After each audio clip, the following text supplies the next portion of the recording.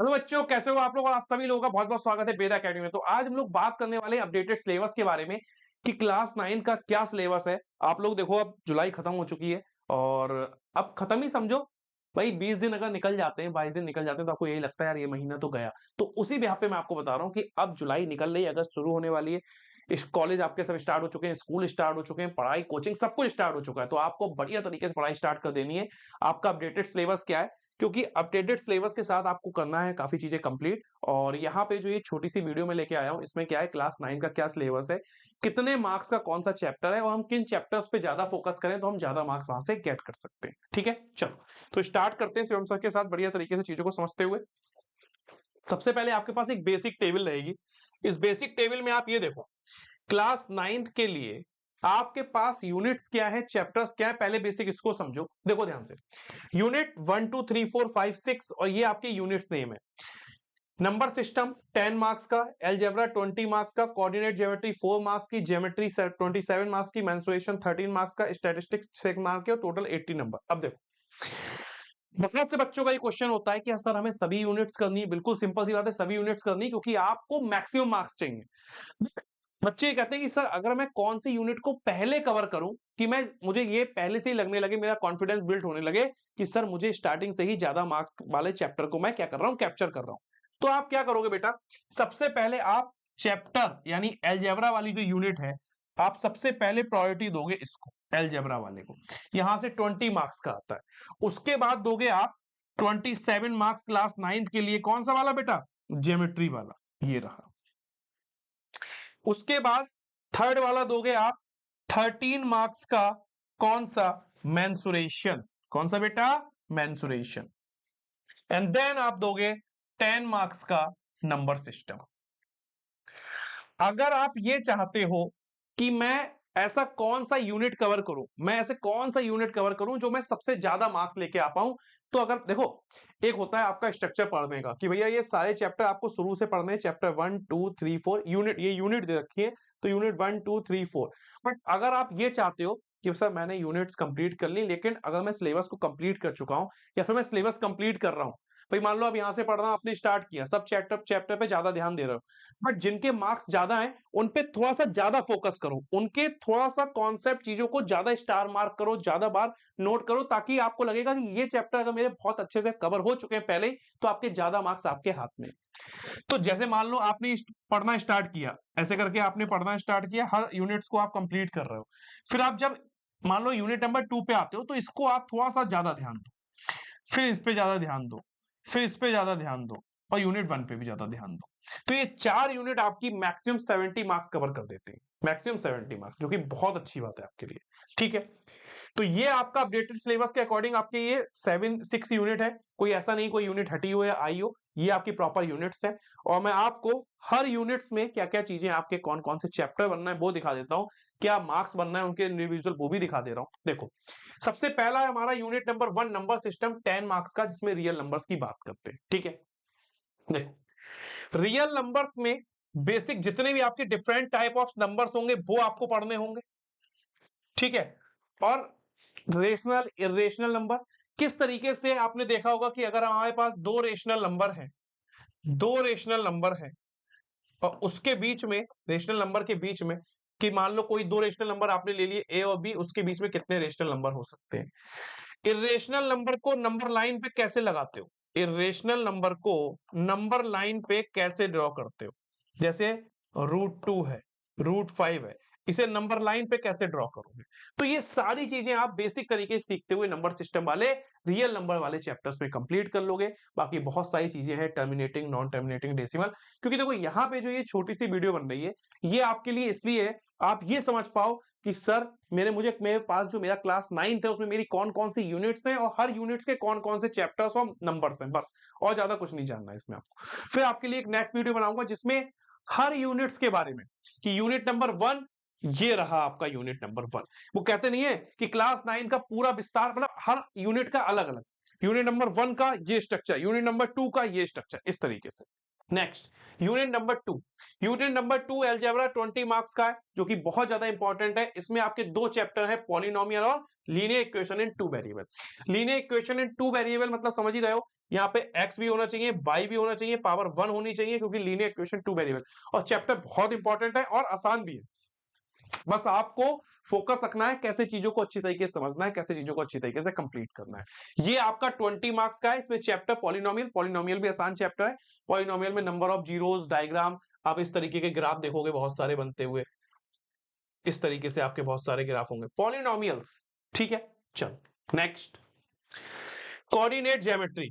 Coordinate geometry class 9 में basic coordinate geometry है, 4 marks की आती है। कोऑर्डिनेट ज्योमेट्री आप समझ ही रहे होगे कि आप एक्स वाई प्लेन पे किस तरीके से पॉइंट्स को डिफाइन कर सकते हो। ये आपका एक्स हो जाएगा, ये वाई हो जाएगा। तो क्या आपके पॉइंट्स होंगे, किस तरीके से पॉइंट्स की वैल्यू डिफाइन करोगे। और फिर वही बात, हर चैप्टर इसलिए भी इंपॉर्टेंट हो जाता है क्लास 9 का, क्योंकि क्लास 10th में इसका थोड़ा सा एक्सटेंड वर्जन मिलेगा आपको। तो क्लास 9 में जितना अच्छे से पढ़ोगे, क्लास 10th में उतनी ही चीजें समझने में आपको आसानी भी होने वाली है।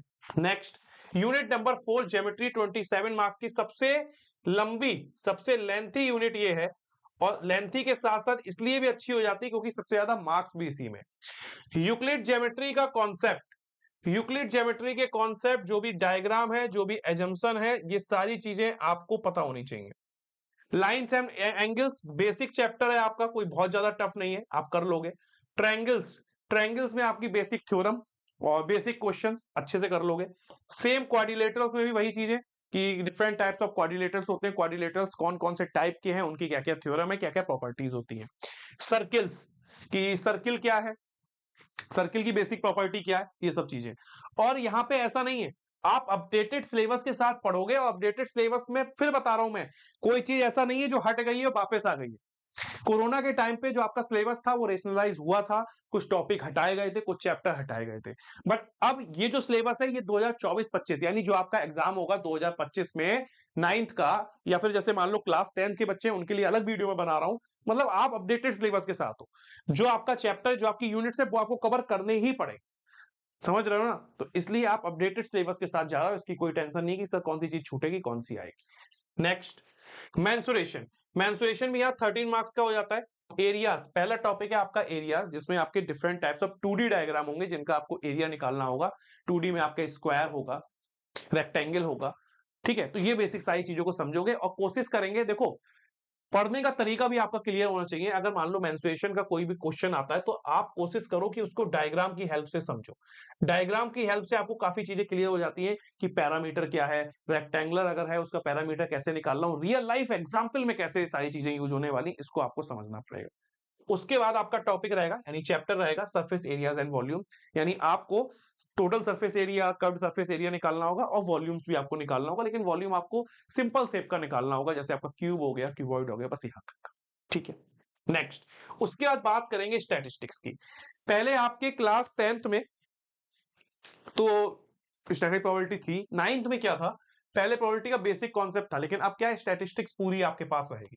ठीक है, आपके पास पूरी स्टैटिस्टिक्स रहेगी और 6 मार्क्स का आपका रहेगा। स्टैटिस्टिक्स में मेन जो आपकी चीज रहती है वो 3 टर्म रहते हैं, मीन, मोड और मीडियन।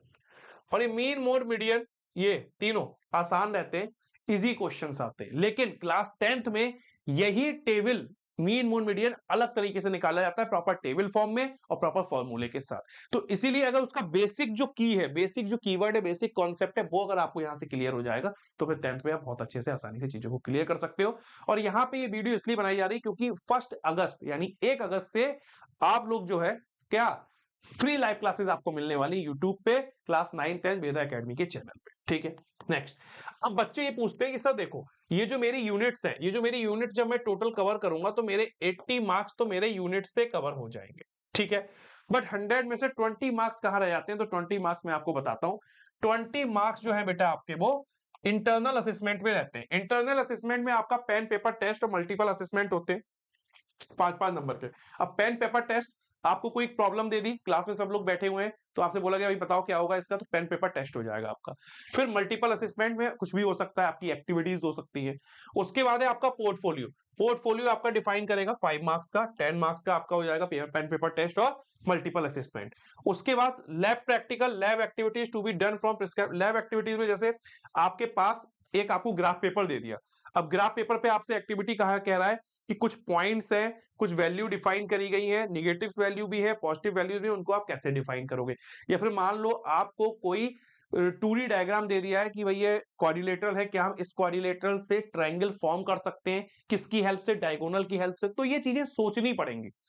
सोचोगे, एक्टिविटी के साथ सारे चैप्टर कंप्लीट करोगे, तो आप हर जगह, चाहे आपका इंटरनल असेसमेंट हो, चाहे आपका कोई भी हो, आप सभी में अच्छा कर सकते हो। ठीक है, तो इंटरनल असेसमेंट आपका 5 मार्क्स का होता है, तो टोटल ये आपके 20 मार्क्स यहां से कवर होते हैं। ठीक है, तो यहां पे हम लोगों ने बेसिक ये चीजें देखी कि आपका जो सिलेबस है वो किस तरीके से डिवाइड है, क्या आपकी यूनिट्स है, क्या आपके चैप्टर, और कितने मार्क्स में आपका ये क्लास 9 का मैथ का पेपर कंप्लीट होता है। ठीक है, अब यहाँ मैथ्स में अगर हम लोग बात करें, तो अगर आपको कोई भी नोट्स, पीडीएफ, मतलब कुछ भी क्लास 9 से रिलेटेड आपको नोट्स चाहिए हो, क्लासेस यूट्यूब पे फ्री क्लासेस आपको चाहिए हो कि उसकी टाइमिंग क्या चल रही है, तो ये सारी टेलीग्राम चैनल पे अपडेट्स आती जाएंगी। आपके क्विज हैं, आपके डिस्कशन है, सारे आपको यहाँ पे मिलते जाएंगे। और जो आपकी फ्री लाइव क्लासेस है बेटा वेदा एकेडमी के साथ, कहाँ पे मिलने वाली है, ये देखो वेदा एकेडमी 9th 10th आपका जो चैनल है, 9th वाले बच्चों के लिए भी, 10th वाले बच्चों के लिए भी इसी चैनल पे आना होगा, और फ्री में आपकी जो क्लासेस है वो चलती रहेंगी, प्रॉपर सिलेबस कंप्लीट होगा, प्रॉपर सारी एक्सरसाइज वगैरह सारी चीजें कंप्लीट हो देंगी,